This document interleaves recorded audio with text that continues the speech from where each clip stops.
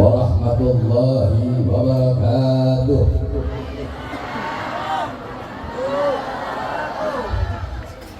Alhamdulillah, alhamdulillahil qawiyyi sultanuh, al-wadihil burhanuh, al-mabsut fil wujud karamuhu wa ihsanuh. Allahumma salli wa sallim wa barik wa karrim wa addim ala nuril anwar wa sirril asrar wa tiryakil akhyar wa miftahi babil yasar sayyidina wa maulana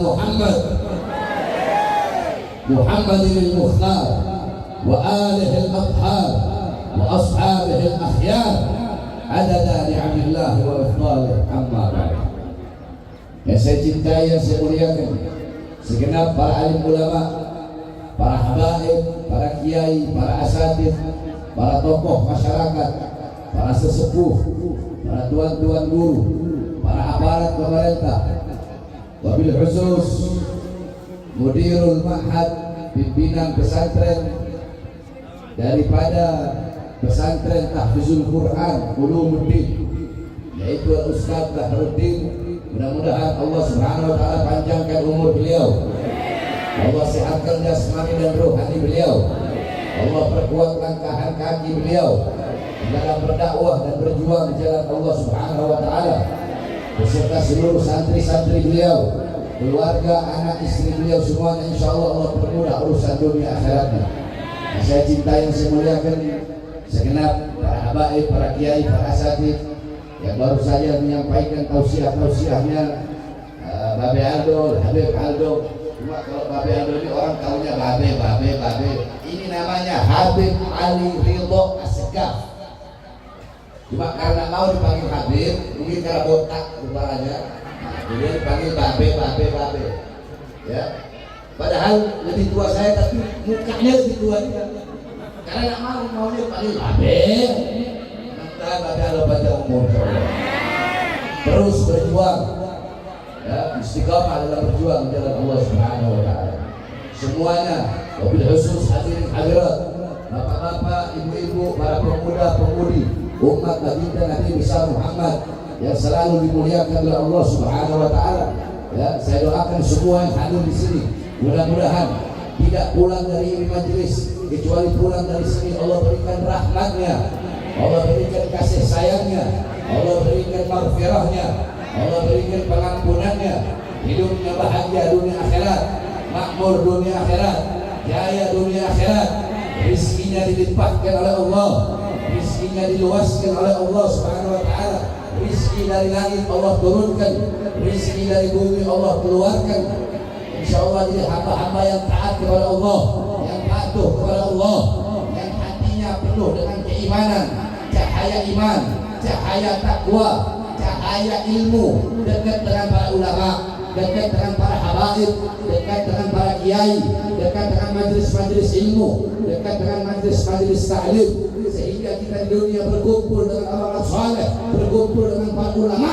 Insyaallah kelak di akhirat kita akan merasakan kenikmatan yang paling nikmat, kenikmatan yang paling nikmat di akhirat bukanlah surga, bukanlah telaga Al-Kautsar, telaga haud yang mengalir, bukan telaga madu, bukan telaga khamr, bukan telaga susu, bukan bidadari-bidadari, tetapi kenikmatan yang paling nikmat di surga yaitu duduk berkumpul dengan baginda Nabi besar Muhammad sallallahu alaihi wasallam. Insyaallah kita semua yang hadir di sini kelak di akhirat berkumpul dengan baginda Nabi besar Muhammad sallallahu alaihi wasallam.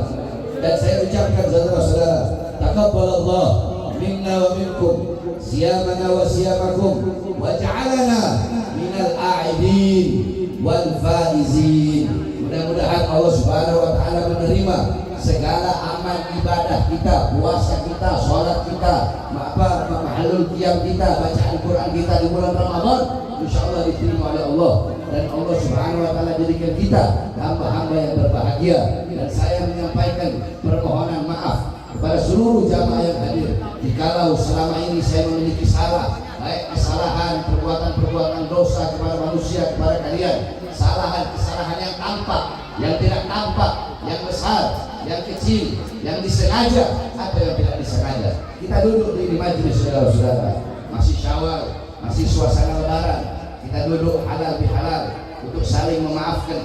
Karena sebenarnya untuk saling memaafkan bukan hanya suasana lebaran saja, bukan hanya 1 Syawal atau sampai 20 Syawal saja, tetapi harusnya setiap hari apabila kita memiliki kesalahan dan dosa kepada sesama manusia, kita harus saling minta maaf. Tetapi ini adalah momen. Sebab saudara-saudara, perbuatan dosa itu ada 3. Perhatikan. Yang pertama, perbuatan dosa kepada Allah Subhanahu wa taala. Perbuatan dosa yang berkaitan dengan Allah. Perbuatan salah yang berkaitan dengan Allah. Apa itu? Kita meninggalkan sholat 5 waktu. Kita meninggalkan puasa, meninggalkan kewajiban-kewajiban kita kepada Allah. Ya. Kita bermaksiat, berbuat dosa kepada Allah dalam keadaan sendiri.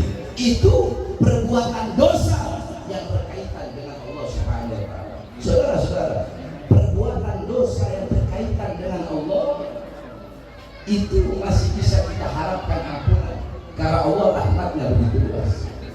Yang kedua, ada perbuatan dosa, ada perbuatan salah yang berkaitan dengan Allah dan juga berkaitan dengan hamba Allah Subhanahu wa taala. Seperti apa? Seperti berzina.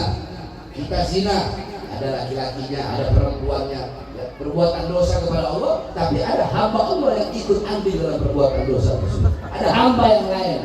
Seperti kita mabuk, minum khamr, yang belinya berdosa, yang jualnya berdosa, yang bawanya berdosa, dan berdosa pun kepada Allah. Itu yang kedua. Yang pertama, perbuatan dosa kita hanya kepada Allah, tidak berkaitan dengan yang lain.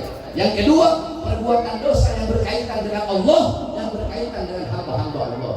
Ini yang kedua-duanya kita bertobat kepada Allah, minta ampun kepada Allah. Allah ampuni dosa-dosa kita. Karena sebesar apapun engkau punya dosa, sebesar apapun engkau punya khilaf, sebesar apapun engkau punya kesalahan, ada yang lebih besar. Apa? Pintu pengampunan Allah Subhanahu wa taala. Nah, yang ketiga ini yang susah, saudara. Apa itu yang ketiga? Yang ketiga adalah dosa dan salah, yang dimana dosa dan salah itu tidak berkaitan dengan Allah, tidak langsung berkaitan dengan Allah, tetapi berkaitan dengan sesama manusia. Apa itu? Kita menzalimi orang, kita menfitnah orang, menghina orang, mencaci orang, memaki orang, menyakiti orang. Nah, perbuatan-perbuatan dosa kita kepada sesama manusia tidak akan Allah Subhanahu wa taala ampuni kalau orang yang pernah kita zalimi itu tidak memaafkan kita. Kecuali kalau kita telah meminta maaf, kemudian dia tidak memaafkan, maka gugur dosa kita kepada orang tersebut. Makanya Rasulullah pernah bertanya kepada para sahabat, apa kata Rasulullah? Atadaruna manil muflis? Wahai para sahabat, tahukah kalian siapa hamba-hamba yang rugi? Siapa hamba-hamba yang bangkrut? Sahabat menjawab, ya Rasulullah, hamba-hamba yang rugi, hamba-hamba yang bangkrut adalah hamba-hamba yang gulung tikar, udah kehabisan modal, gulung tikar. Apa kata Rasulullah? Bukan. Hamba-hamba yang rugi, hamba-hamba yang bangkrut adalah ja'a fi yaumil qiyamah min ummati, dari kalangan umatku nanti pada hari kiamat, nanti di akhirat, dia datang di sholatihim, dia datang bawa pahala puasa, bawa pahala sholat, di saumihim datang bawa pahala puasa, di hajihim datang bawa pahala haji, di ulumihim datang bawa pahala ilmu-ilmunya, dia datang bawa pahala yang banyak. Terus kenapa kok bisa rugi? Sedangkan dia datang membawa pahala-pahala yang banyak. Ketika dia mau dimasukkan surga, tiba-tiba datang satu orang, ya Allah, jangan kau masukkan dia ke surga. Kenapa? Karena dulu ya Allah, dia pernah menzalimi aku ya Allah. Akhirnya apa? Akhirnya dosa orang yang dia zalimi ya, diberikan kepada dia. Datang lagi satu orang, ya Allah, jangan masukkan dia ke surga. Dulu dia pernah menfitnah saya ya Allah, diambil dosanya, diberikan kepada orang yang menfitnah. Datang lagi ya Allah, dulu dia pernah mengadu domba saya ya Allah, diambil pahala pahalanya, diberikan sampai semua pahalanya habis. Pahalanya udah habis, ya Allah, dulu dia pernah bohongi saya, udah habis pahalanya udah habis. Akhirnya apa? Dosa-dosa orang yang dia bohong diberikan kepada dia. Datang lagi ya Allah,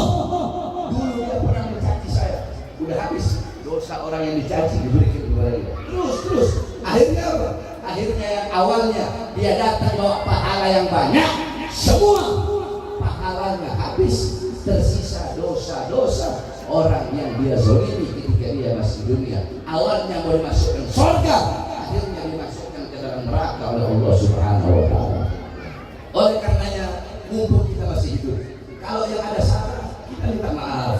Kita minta maaf sesama muslim, sesama saudara, kakak dengan adik, adik dengan kakak, orang tua dengan anak, anak dengan orang tua, sesama tetangga. Kita minta maaf, kita minta sahabat, minta maaf, minta ridhonya, minta ampun. Karena dosa kepada sesama manusia ini paling berat, paling berat. Sampai dikisahkan pernah ada satu cerita seorang dia kerjaannya itu tukang bawa kayu, kemana-mana bawa kayu. Nah, akhirnya ini orang meninggal. Setelah beberapa tahun dia meninggal, Nabi Allah Isa alaihissalam ketika Nabi Allah Isa menghidupkan ini orang mati, yang dihidupkan sama Nabi Isa adalah orang tersebut. Nabi Isa tanya, ketika ini orang hidup, dia bilang kepada Nabi Allah Isa, "Ajak as-sa'ah, apakah telah datang hari kiamat?" Kata Nabi Isa, "Belum, hari kiamat belum datang." "Terus kenapa kau hidupkan aku? Hari kiamat belum datang, kenapa kau hidupkan aku? Aku selama bertahun-tahun disiksa dalam kubur, diazab dalam kubur. Aku kira sudah datang hari kiamat. Agar apa? Kalau hari kiamat sudah datang, saya pengen berjumpa dengan satu orang, pengen minta halalnya, pengen minta ridhonya." Nabi Isa, memangnya kenapa? Dia cerita, "Dulu saya adalah tukang bawa kayu." Atau kalau bahasanya kayak tukang, kayak zaman sekarang kayak ojek gitu, tukang bawa kuli, tukang bawa barang, tukang bawa kayu. Satu waktu saya bawa kayu ke rumah satu orang. Ketika saya bawa kayu ke rumah satu orang, itu orang nggak ada rumah. Saya habis makan, ada makanan tersisa di gigi saya, saya gigit makanan, di gigi saya tersisa makanan.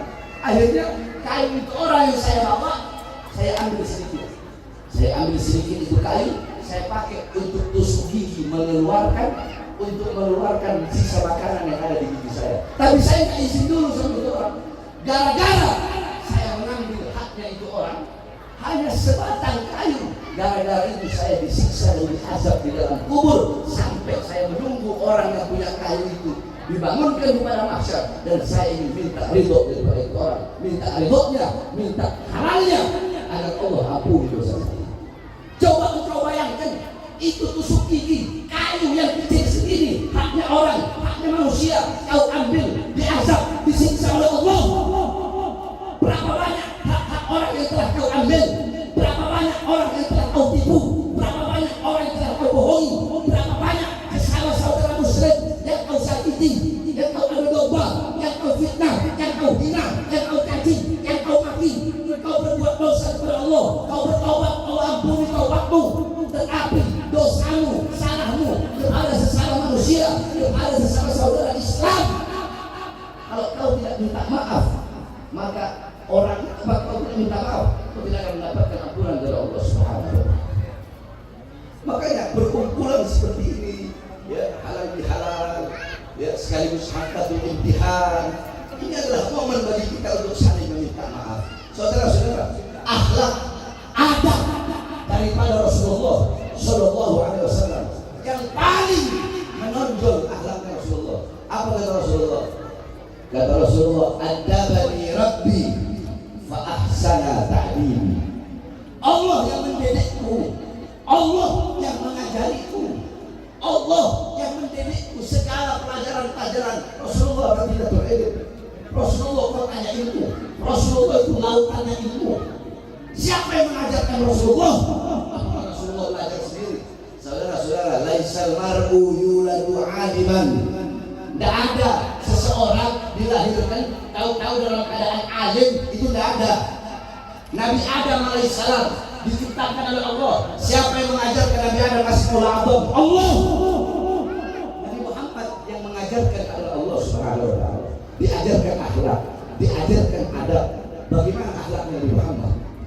Bagaimana adabnya Nabi Muhammad sallallahu alaihi wasallam? Adab yang paling menonjol dari Nabi Muhammad 3. Perhatikan. Yang pertama, Nabi Muhammad selalu menyambung tali silaturahmi kepada orang yang memutuskan tali silaturahmi. Kalau kita kan tidak. Kalau kita ada orang memutuskan tali silaturahmi, kita putusin balik. Buat apa?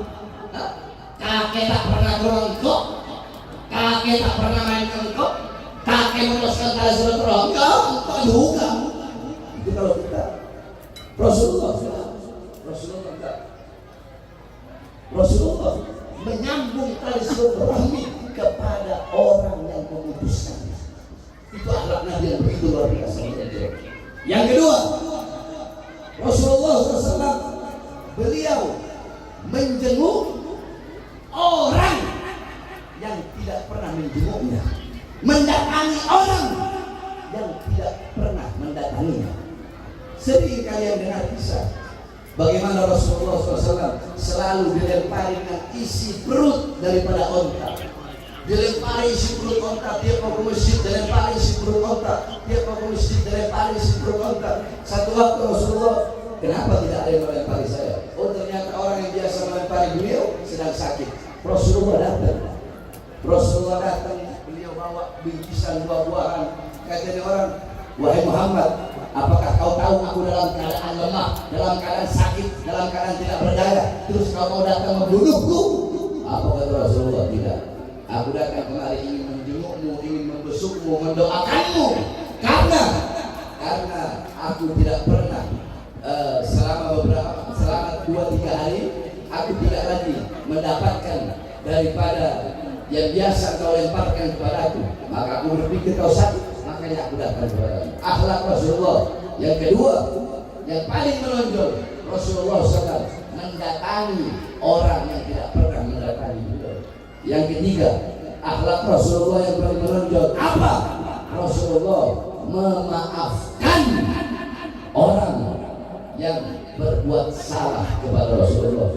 Harusnya kan kebalik. Kalau ada orang punya salah, dia yang harus minta maaf. Rasulullah enggak. Kalau ada orang berbuat salah kepada Rasulullah, maka langsung dimaafkan oleh Rasulullah SAW. Rasulullah mau dihina, mau dicaci, mau dimaki, mau difitnah, Rasulullah sabar. Rasulullah akhlaknya luar biasa, adabnya luar biasa.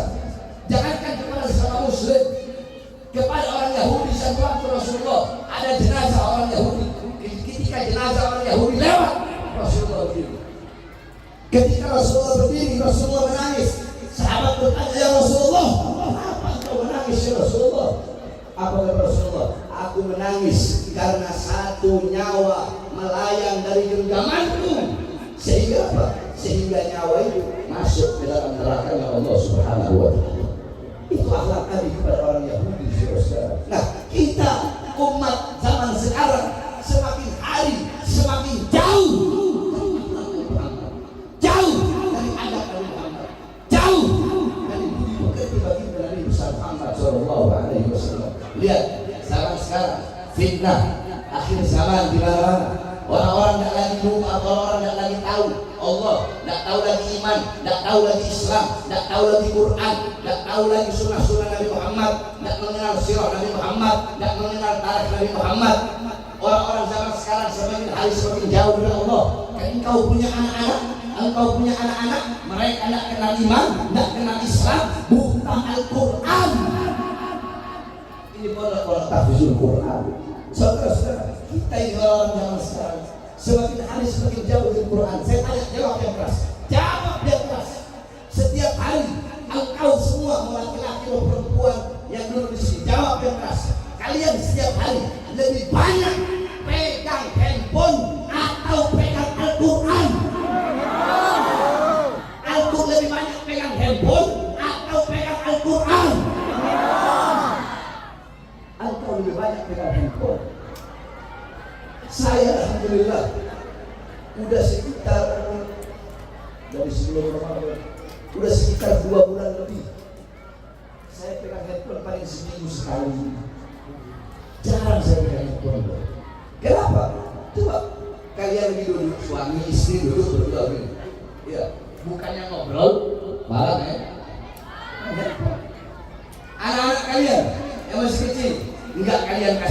Quran, nggak kalian kasih sirah nabawiyah, ya, nggak kalian kasih fikih, kasihnya apa? Pegangnya apa? Kalau kalian mau lihat bagaimana ulama-ulama zaman dulu, ya, bagaimana para wali-wali zaman dulu, para kiai-kiai zaman dulu, habaib-habaib zaman dulu, kalau kalian mau lihat bagaimana kecondongan mereka, kecenderungan mereka, kerinduan mereka terhadap Al-Quran, maka bercerminlah kalian sekarang. Seperti apa kecondongan kalian sekarang terhadap handphone, maka seperti itulah kecondongan ulama-ulama zaman dulu terhadap Al-Quran. Kalau kalian sekarang bangun tidur pegang handphone, ulama zaman dulu, ulama-ulama dulu bangun tidur mereka pegang Quran. Kalian lagi duduk main handphone, ulama zaman dulu lagi duduk bareng mereka baca Al-Quran. Kalian 5 menit nggak pegang handphone, gelisah hati kalian. Ulama-ulama zaman dulu beberapa saat nggak pegang Quran, gelisah hati mereka. Mereka selalu menghatamkan Al-Quran, menghatamkan Al-Quran setiap saat. Mereka tadabbur isi-isinya. Sebab kenapa? Al-Quran huwa nurul mubin wa dzikrul hakim wa siratul mustaqim. Al-Quran itu adalah cahaya yang nyata. Ibarat engkau orang-orang yang tersesat, petunjukmu adalah Al-Quran. Cahaya adalah Al-Quran. Jika engkau orang-orang yang buta, maka matamu adalah Al-Quran. Al-Quran ibarat mata bagi orang-orang yang buta. Al-Quran ibarat telinga bagi orang-orang yang tuli. Al-Quran ibarat lidah bagi orang-orang yang bisu.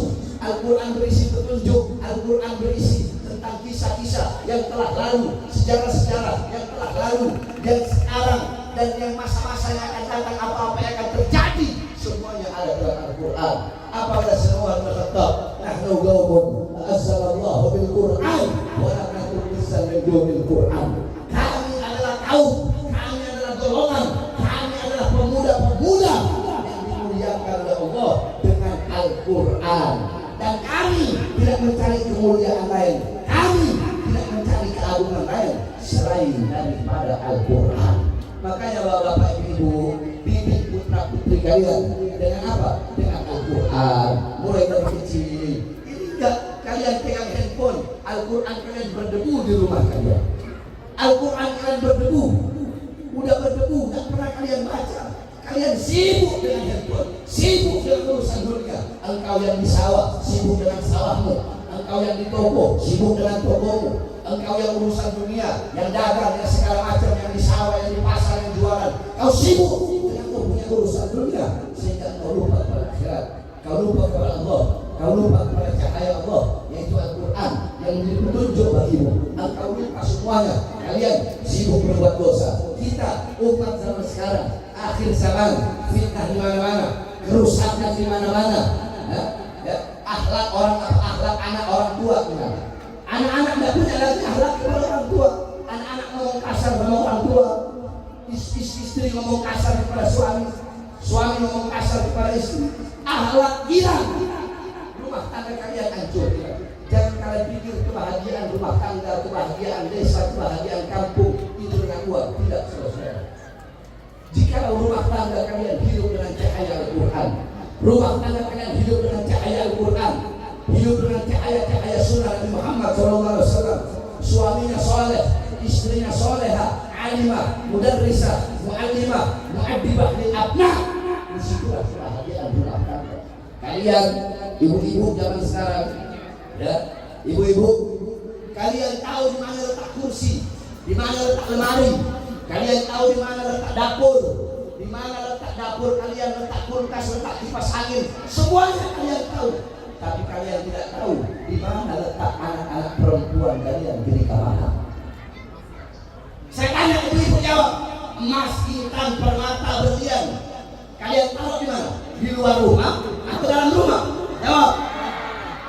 Dalam rumah, dalam lemari, dikunci. Kenapa nggak taruh di luar? Hah? Hilang. Emas, intan, permata, berlian, kalung, gelang, kalian kunci rapat-rapat dalam rumah, takut hilang. Tapi anak-anak perempuan kalian ubah kayak binatang. Apakah emas, permata lebih berharga daripada anak perempuan kalian? Sayyidina Ali bin Abi Thalib radhiyallahu anhu tiap malam rumahnya gelap. Rumahnya gelap. Sahabat tanya, ya Imam, apakah kau tidak punya lentera? Kau tidak punya lampu? Apa jawab beliau? Saya punya lampu, saya punya lentera, tapi sengaja saya matikan kalau malam agar orang-orang yang lewat depan rumah saya tidak bisa melihat walaupun bayangan daripada anak-anak perempuan saya. Ibu-ibu kalian adalah madrasatul ula. Kalian ini madrasah pertama, mu'allimah, mu'addibah, mudarrisah. Kalian pondok pesantren pertama, guru pertama, kiai pertama, lora pertama, gus yang pertama, sekolah pertama bagi putra-putri kalian adalah kalian sebagai seorang ibu. Maka dalam Al-Quran mengatakan nisa'ukum harsunakum, wanita-wanita kalian adalah ladang bagi kalian. Kita laki-laki yang bercocok tanam, perempuan ladangnya. Kalau kita bercocok tanam di ladang yang baik, ladang yang bagus, hasilnya bakal baik. Tapi kalau kita bercocok tanam di ladang yang kering kerontang, hasilnya pun bakal rusak. Maka baik buruknya anak tergantung dari ibu. Ibunya baik, ibunya solehah, alimah, abidah, zahidah, wari'ah, insyaallah anaknya akan ikut seperti itu. Nah, tetapi ingat, baik buruknya istri sebagai seorang ibu terhadap anak itu tergantung kalian sebagai suami, saudara. Ibu, bapak-bapak zaman sekarang ini ya, pagi sampai malam, ada yang malam sampai pagi cari uang, ya kan? Cari uang kan? Untuk apa? Cari uang untuk memberi makan jasmani anak dan istrinya. Ya. Nah, saking sibuknya ini bapak-bapak, kita orang ini saking sibuk cari uang, cari dunia untuk memberi makan jasmani anak-anak kita, sampai kita lupa, kita lalai memberi makan jiwa dan ruh anak istri kita. Kalau kewajiban kita sebagai bapak, sebagai penanggung jawab keluarga, kalau kewajiban kita cuma kasih makan anak, kasih makan istri, udah itu aja. Apa bedanya dengan binatang? Kalian belum bangun, itu binatang udah bangun duluan cari makan buat anak istrinya. Ada yang lebih penting, yang bukan berarti nggak usah kerja, kerja tetap kerja, cari uang, cari nafkah, kewajiban. Tapi yang lebih wajib engkau dahulukan, sisakan waktu-waktumu setiap hari selain kau bekerja. Apa? Dengan memberi makan jiwa dan hati anak-anak istrimu. Apa itu? Makanan jiwa, makanan hati adalah ilmu. Hati 3 hari gak kena ilmu, itu hati menjadi mati. Coba kalian bapak-bapak ibu tanyakan kepada diri kalian, berapa lama sebab kalian menjadi hati anak-anak kalian mati. Sehingga apa? Anak-anak kalian gak kenal Islam, gak kenal iman, gak kenal Al-Quran. Dan ini apalagi di kota-kota besar, semakin jauh mereka berzina di pinggir jalan, ciuman, tidak pakai pakaian, memakai pakaian musuh Nabi Muhammad SAW. Hilang rasa amanah, minum khamr, istibahul khumur. Khamr itu udah bukan dikira perkara yang haram lagi. Khamr udah dianggap perkara yang boleh, udah dianggap perkara biasa. Istahal zina. Zina mereka bikin seperti perkara yang halal di pinggir jalan. Orang-orang tak punya lagi rasa malu kepada Allah. Ini akhir zaman, ini yang terjadi di mana-mana. Orang-orang tak punya rasa malu kepada Allah. Pagi, siang, sore, malam, engkau berbuat dosa kepada Allah. Mungkarat, dolalat, sayyiat, mukhalafat. Dosamu, dosa lidah, dosa mata, dosa telinga, dosa tangan, dosa kaki, dosa perut. Yang kau masukkan ke dalam perutmu, uang subhat, uang haram. Kau tak tahu lagi mana halal, mana haram. Yang penting kau dapatkan keuntungan, yang penting kau dapatkan keuntungan, yang penting perutmu kenyang, nafsumu terpuaskan. Kau tak peduli mau halal, mau haram. Anak istrimu kau kasih makan uang haram. Anak inna fil jasadi mudghatan, idza saluhat saluhal jasadu kulluh, wa idza fasadat fasadal jasadu kulluh.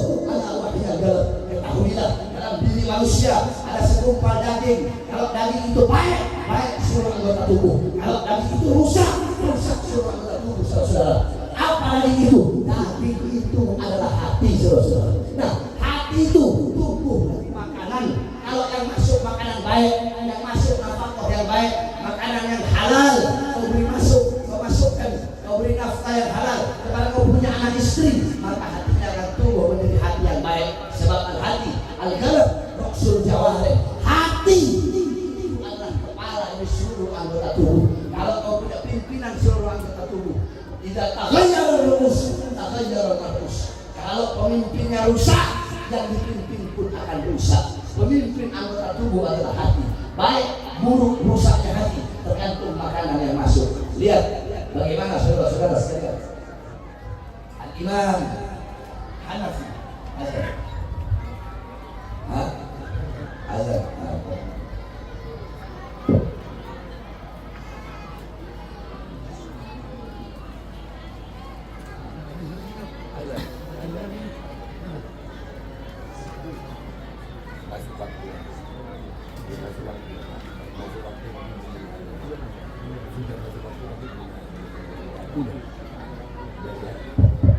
Udah azan belum? Kedengeran nggak di belakang? Yang belakang kedengeran azan? Belum azan? Belum. Saudara, Al-Imam Haramain. Tahu Imam Haramain? Tahu nggak Imam Haramain? Imam Haramain itu gurunya Imam Ghazali. Satu waktu Imam Haramain lagi duduk begini ngumpul bersama ulama-ulama besar. Kemudian tiba-tiba Imam Haramain ditanya, ibu-ibu, jangan ada yang ribut. Jadi masa saya mau ceramah harus marah-marah terus, harus bahas ini terus. Ini yang saya bahas terus. Biar pulang dari sini bawa ini. Jadi jangan yang diingat hanya takbir ya. Ya, biar dari sini bawa. Tenang aja. Nanti terakhir saya bikin di lautan api semua panas. Ya, seluruh pelan-pelan. Kalau waktunya mulai. Ya. Imam Haramain ditanya suatu masalah. Imam Haramain nggak bisa jawab. Kata beliau, saya tidak bisa jawab. Nah, ulama-ulama yang lain bilang, ya Imam, kau ini ulama besar. Masa kau tidak bisa menjawab? Apa jawaban beliau? Mungkin saya tidak bisa menjawab pertanyaan itu karena dulu waktu masih bayi mungkin masih ada air susu yang tertinggal. Ada air susu yang tertinggal. Maksudnya apa ya Imam? Lalu beliau cerita, dulu ketika aku masih bayi, ya, ketika aku masih bayi, ayahku sangat menjaga untuk memberi makan ibuku yang sedang menyusuiku. Satu waktu tiba-tiba datang seorang budak perempuan milik orang tuaku, dan budak perempuan itu menyusuiku tanpa sepengetahuan daripada orang tuaku. Ketika ayahku lihat, ayahku langsung ambil aku, dimasukkan jarinya ke dalam mulutku untuk mengeluarkan air susu syubhat milik budak perempuan itu. Mungkin aku tidak bisa menjawab pertanyaanmu karena masih ada air susu syubhat yang tertinggal dalam tenggorokanku ketika aku masih kecil. Coba bayangkan. Makanya tidak heran kenapa anak-anak kalian, kenapa otak kita bebel, susah ngapalin, pelajaran nggak ada yang masuk, suka condong kepada hal-hal yang haram, mata condong melihat hal-hal yang haram, mata condong melihat aurat, condong melihat maksiat, telinga condong mendengar fitnah, condong mendengar musik-musik yang lahun membuat lupa pada Allah, lidah condong berdusta, berbohong, namimah, ghibah, ya. Tangan condong untuk melebihkan berat timbangan, tangan condong melakukan perkara haram, tangan condong menzalimi orang, tangan condong merampas hak orang, tangan condong untuk nyolong, untuk maling, untuk nyuri, kaki condong melangkah ke tempat-tempat yang haram. Kenapa? Karena itu semua digerakkan oleh hati, yang dimana hati itu kita masukkan makanan-makanan yang haram. Ya, makanya mulai dari sekarang beri makan punya anak istri dengan makanan yang halal. Walaupun sedikit apa-apa, tapi kalau halal kalian punya hidup akan bahagia di neraka. Jangan pernah jangan kasih makan. Jangan kasih makan yang syubhat, apalagi yang haram. Itu sudah fitnah, kerusakan di mana-mana. Saya wasiatkan kepada engkau semua yang di sini. Jangan kau jauh dari ulama. Jangan jauh dari ulama. Ya, tapi orang Madura, Masya Allah, bagaimanapun mau tukang caroknya, mau tukang bunuhnya, mau tukang rampoknya, kalau udah sama ulama, betul? Benar nggak? Iya, orang Madura begitu. Mau siapapun, ya. Makanya jangan jauh dari ulama, jangan jauh dari para habaib, jangan jauh dari para kiai, dari para lurah. Dan saya sampaikan juga pada kesempatan yang mulia, saudara-saudara, kita itu memiliki dua ukhuwah. Yang pertama adalah ukhuwah wataniyah. Ukhuwah wataniyah adalah kita sesama saudara sebangsa. Walaupun kita berbeda suku, berbeda agama, berbeda ras, berbeda warna kulit, suku apapun, warna kulit apapun, mau yang putih, mau yang kuning, mau yang coklat, mau yang hitam, yang berasal dari daerah manapun, berbagai macam suku, berbagai macam ras, berbagai macam warna kulit. Walaupun kita bukan seagama, tapi kita saudara sebangsa dan setanah air. Wajib kita menjaga persaudaraan. Wajib kita menjaga ukhuwah wataniyah, menjaga persaudaraan sesama sebangsa dan setanah air. Jangan sampai kita terpecah belah. Bagaimana Rasulullah? Apa kata Rasulullah? Man qatala muahadan lam yarih raihatal jannah. Kata Rasulullah, siapa orang yang membunuh orang kafir, orang di luar Islam, yang mereka memiliki perjanjian damai dengan umat Islam, terus Islam bunuh dia, maka Islam itu tidak akan mencium bau surga. Sampai segitunya akhlak Nabi, kelembutan Nabi, budi pekerti Nabi. Apalagi kata Rasulullah, man ada fi niyat faqad adani. Siapa orang yang menyakiti kafir sini, orang kafir yang hidup damai, dia tidak perangi Islam, dia tidak sakiti Islam, dia tidak menghina Islam, kau sakiti dia, kau perangi dia, ya Rasulullah, sama seperti kau menyakitiku. Ya, itu Rasulullah kepada orang-orang yang kafir. Bagaimana kepada kita? Nah, jadi kita jaga ukhuwah kita sesama saudara Islam.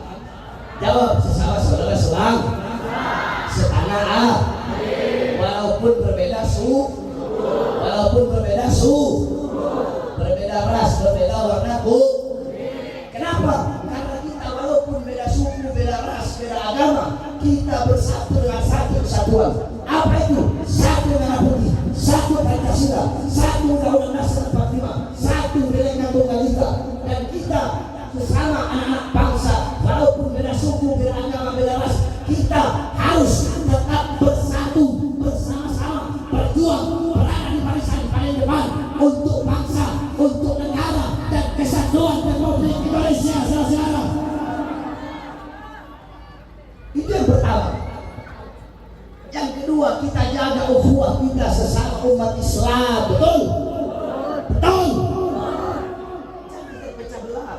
Pilpres sudah selesai, pilgub sudah selesai.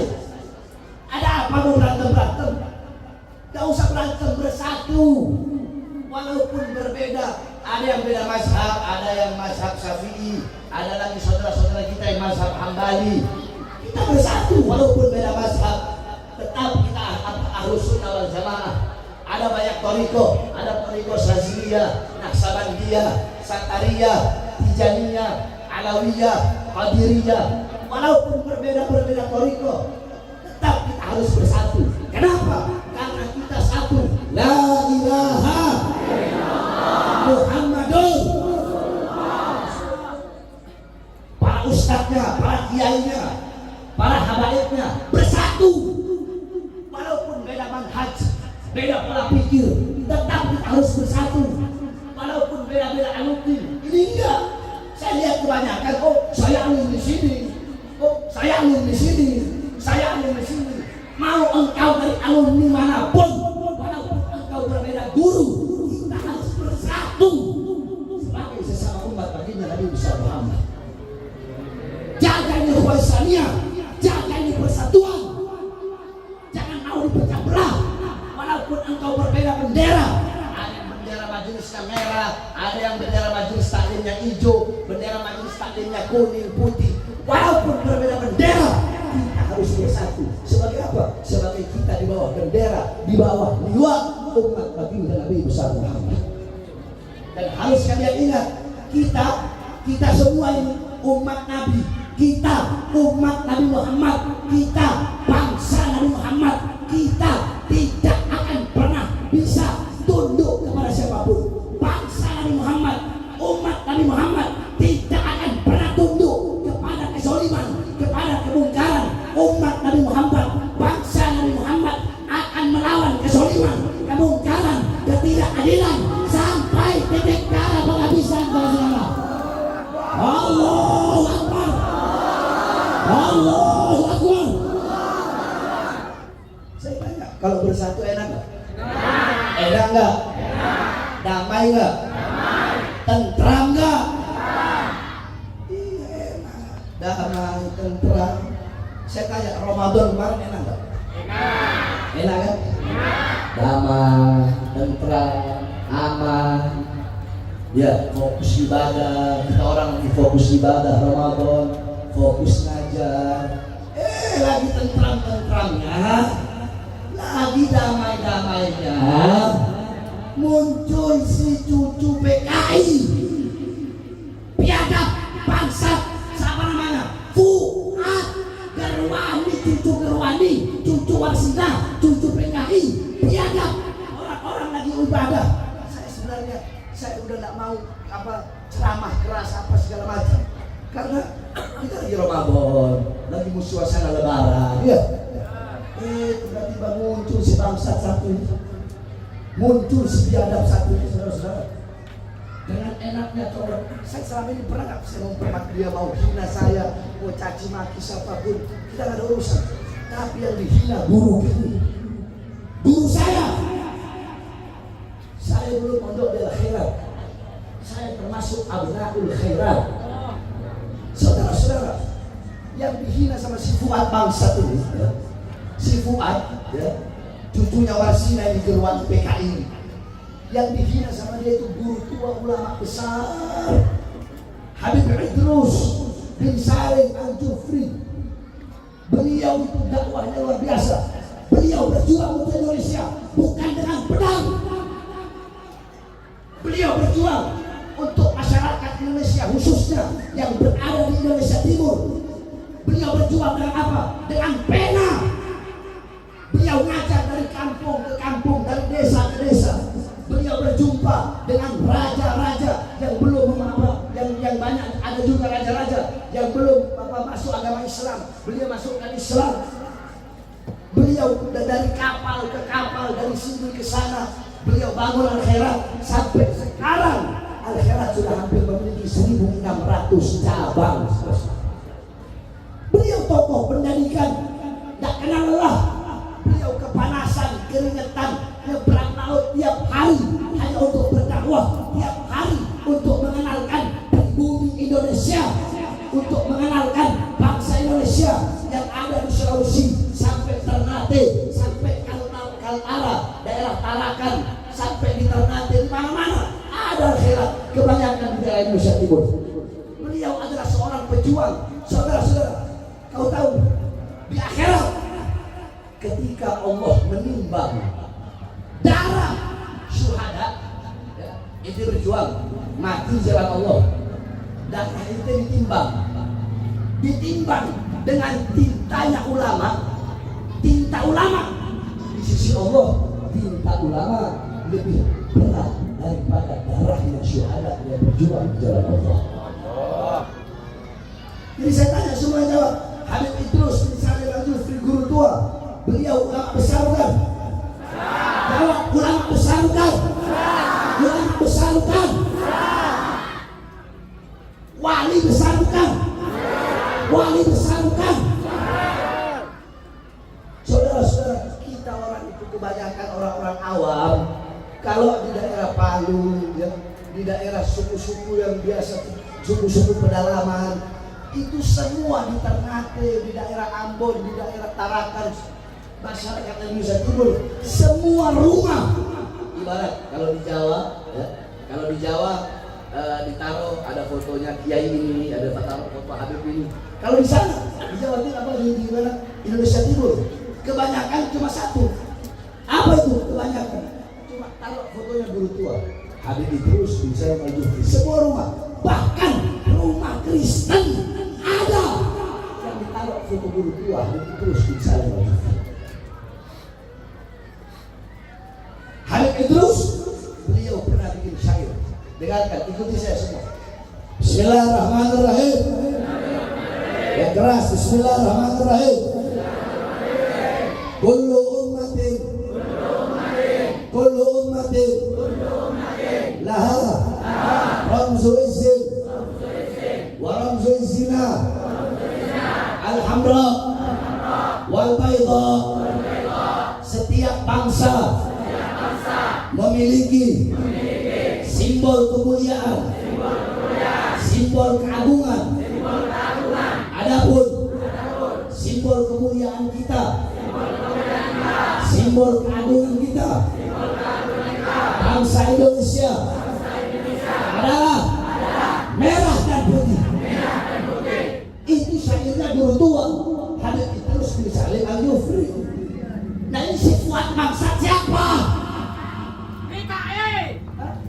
Saya tanya, kayak begitu mau dibiarin apa enggak? Jawab, biarin apa enggak? Orang Madura cipta ulama enggak? Cipta baik enggak? Cipta kiai enggak? Saya tanya, jawab yang jujur. Bagaimana andaikan ada guru kalian, ya, guru kalian terus dihina, dibilang monyet, dibilang pengkhianat. Saya tanya, apa yang orang Madura lakukan? Jawab. Apa? Ngapain? Taruh. Kurang keras. Kalau ada, saya mau tanya orang Madura, ada yang menghina ulama, menghina para kiai, menghina para syekh, menghina para habaib, yang dimana beliau jelas jasanya untuk bangsa, untuk negara. Kalau ada yang menghina orang Madura, kalau polisi tidak kalau polisi, kalau Mabes Polri, kalau mereka tidak segera memproses orang-orang yang menghina ulama, khususnya Fuad Pleret, apa yang akan orang Madura lakukan? Apa? Saya tanya sekali lagi, saudara. Kami sampaikan, pihak kepolisian, Mabes Polri dan penegak hukum, si Fuad bangsat dan biadab, mereka Fuad dan gerombolan-gerombolannya telah keterlaluan. Kami selama ini sabar, kami selama ini taat kepada hukum betul. Ini negara hukum betul. Kami masih taat, kami masih percaya kepada kepolisian. Tapi kalau aparat kepolisian tutup mata, tutup telinga, pemerintah membiarkan atau bahkan Fuad tidak dimasukkan penjara, dan siapapun saya udah urusan, siapapun Fuad, siapapun kau punya backing, mau siapapun gak ada urusan. Iblis mau siapa? Iblis mau jenderal, gak ada urusan. Saya makan, gak ada urusan. Saya sampaikan sekali lagi, Mabes Polri, saya selama ini diam. Ya, maka saya sampaikan sekarang dengan tegas, dan saya bukan cuma di lidah, saudara. Lidah, saya bukan cuma di lidah. Nyali sama mulut saya bisa diadu, lebih besar nyali saya daripada mulut saya, saudara. Saya nggak banyak ngomong. Maka saya sampaikan kepada pemerintah, khususnya Mabes Polri dan pihak kepolisian, ya, kita berikan mereka waktu, karena polisi juga butuh waktu. Ya, tangkap Fuad. Dari mana-mana, menteri-menteri, gubernur, pejabat-pejabat, ulama, kiai, semua telah memberikan respon yang tegas untuk memproses hukum Fuad.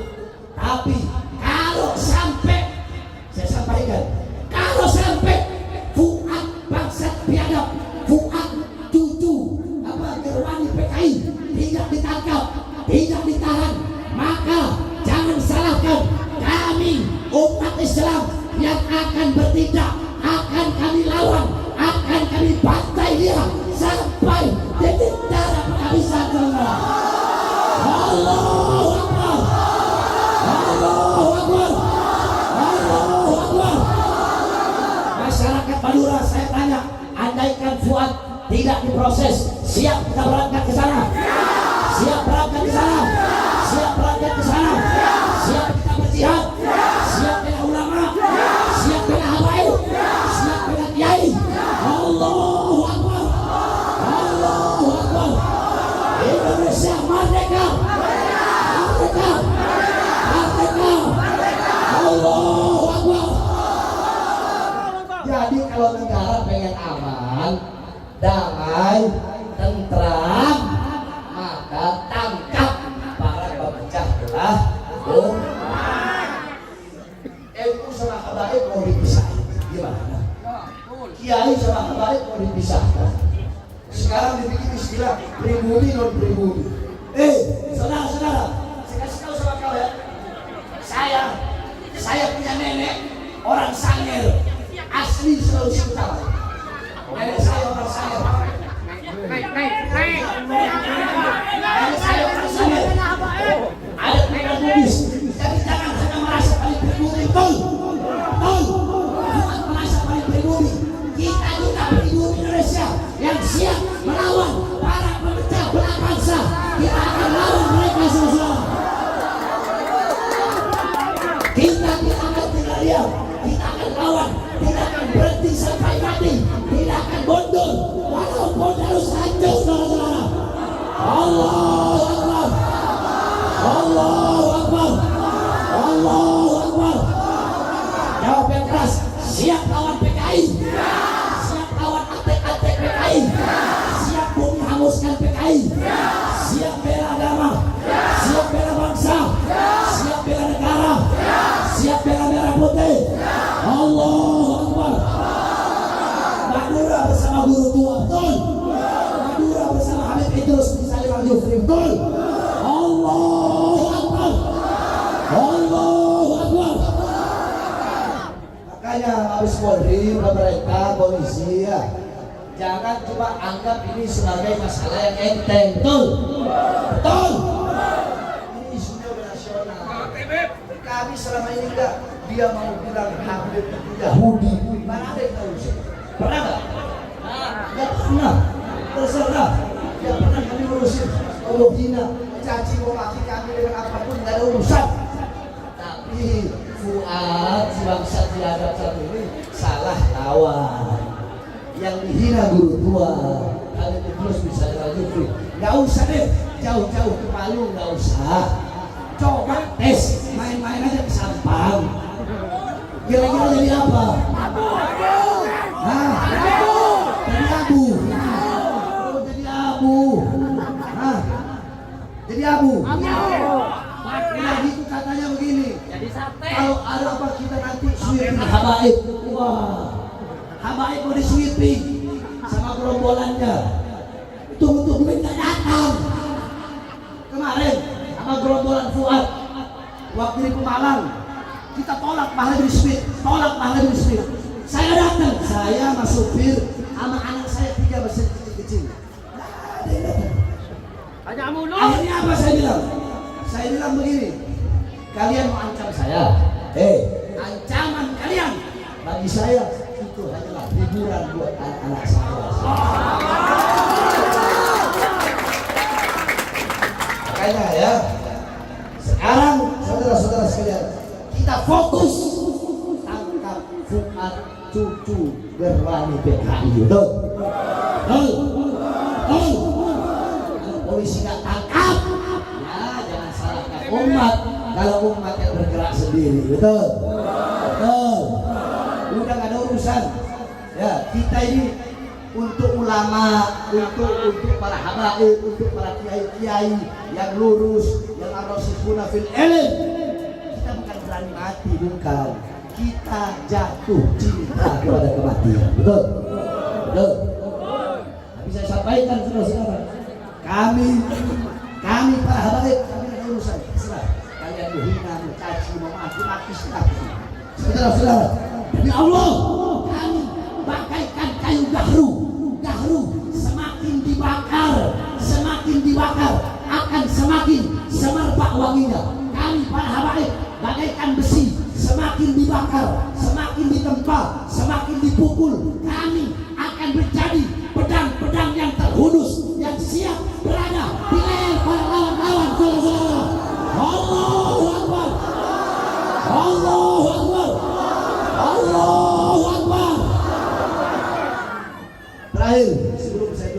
Sekali lagi, ya, saya serukan kepada seluruh hadirin hadirat, bapak-bapak, ibu-ibu, para pemuda-pemudi, masyarakat Sampang Madura, ya, yang saya serukan kepada seluruh kaum muslimin dan muslimat yang ada di seluruh Indonesia.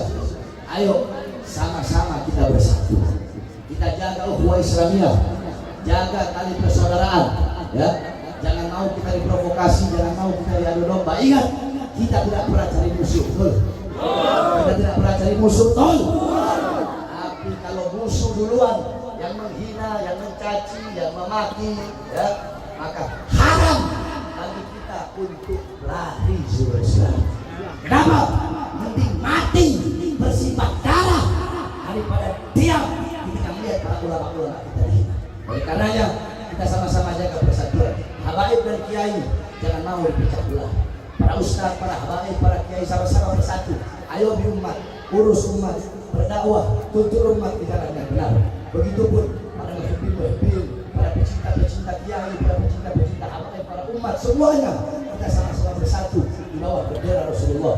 Jangan kita terpecah belah, karena kalau kita terpecah belah akan gampang kita dihancurkan oleh musuh-musuh Allah Subhanahu wa taala. Dan begitu juga para ustaz, para kiai, para habaib, ya. Dan saya sampaikan juga kepada pemerintah, RT-nya, RW, lurah, camat, bupati, wali kota, menteri, presiden, polisi, tentara. Ayo para pemerintah datang kepada para habaib, para kiai-kiai, para ustaz-ustaz, para masyayikh, datang ke pimpinan-pimpinan pondok pesantren, ya. Para pemerintahnya datang ke ulama, ke kiai, datang minta saran gimana sama-sama kita bangun ini bangsa, sama-sama kita bangun ini negara, agar ini negara yang makmur, yang jaya, negara yang berdiri sendiri tanpa harus bergantung pada negara-negara asing, betul? Tak usah bergantung sama Amerika, tak usah bergantung sama Cina, betul? Indonesia negara kaya, semuanya kita punya. Ngapain harus kemis-kemis sama negara lain? Indonesia harus menjadi negara yang berdiri di tanah sendiri. Kita punya segala-galanya, kita punya semua-muanya. Biarkan negara-negara lain yang datang untuk mengemis kepada Indonesia. Jangan Indonesia yang mengemis kepada negara-negara lain. Indonesia harus menjadi negara yang kuat, negara yang berdiri, negara yang disegani oleh negara-negara lain. Itu semua bisa terlaksana kalau pejabat pemerintahnya bergabung, ya, bergabung dengan para ulama, para kiai, para ustadz, para ulama-ulama, bergabung sama-sama kita bangun bangsa dan negara Indonesia untuk menjadi negara yang baldatun thayyibatun wa rabbun ghafur. Amin amin ya rabbal. Terus Habib, sekarang kenapa kok nggak bahas pemerintah? Saudara-saudara, dulu kan sudah sedikit terakhir saya ceramah di mana itu, pokoknya sebelum Ramadan. Kalau ada, berarti kan, ya, Prabowo jadi presiden, koruptor banyak ditangkap nggak? Jawab. Banyak nggak? Banyak nggak? Cepat nggak termasuk? Cepat nggak? Janji-janjinya ada yang ditunaikan, ada yang belum, betul? Betul. Selama presiden, selama Prabowo dan menteri-menterinya pro kepada rakyat, adil kepada rakyat, mengeluarkan kebijakan-kebijakan yang menguntungkan rakyat, maka kami akan rakyat dukung 1000%, bahkan nyawa dan jiwa kami akan kami berikan kepada pemerintah yang adil kepada rakyat. Tapi ada tapinya. Dulu. Tapi kalau nantinya presiden dan menteri-menterinya semua, ya, ingkar janji, khianati rakyat, khianati bangsa, Bahar bin Smith akan terus oposisi. Nggak ada urusan. Bahar bin Smith tidak akan pernah ada di lingkaran pemerintah. Bahar bin Smith akan selalu berada di oposisi. Saya kemarin nggak nyoblos. Kalian pikir saya kemarin nyoblos? Tidak ada saya nyoblos. Saya nggak pernah nyoblos. Yang benar saya bilang benar, yang salah saya bilang salah. Betul? orang yang nggak sepemikiran, nggak sejalan, ada benernya, ya saya bilang benar. Ada orang sejalan, sepemikiran, salah, ya saya bilang salah. Tidak akan menghilangkan yang benar, walaupun kebenaran itu datangnya dari orang-orang yang tidak sejalan dan tidak sepemikiran. Betul?